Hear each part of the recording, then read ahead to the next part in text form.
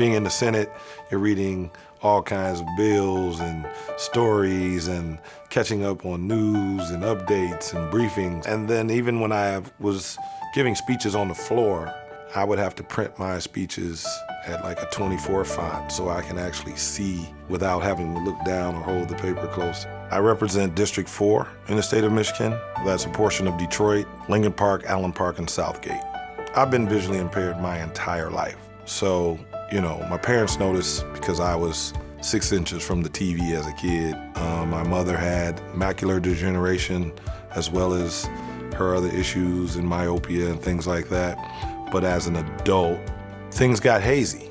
And so it concerned me, and through investigation and reading on my own and then being told it wasn't macular degeneration when I went to see a specialist, that it was a cataract, was introduced to Dr. Crandall. He explained to me the process of what it is. It's, my vision is high index, so just a small blemish just disrupts my vision. And so he explained to me the procedure.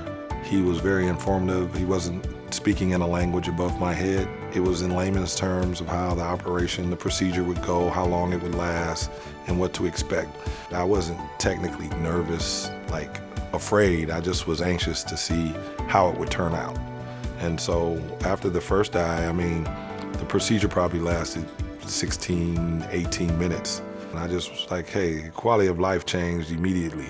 As a person who's been wearing high index glasses and hard contact lenses his entire life, this was like a game changer. Being able to see street signs and the mile markers on the highway with clarity is it's a good feeling.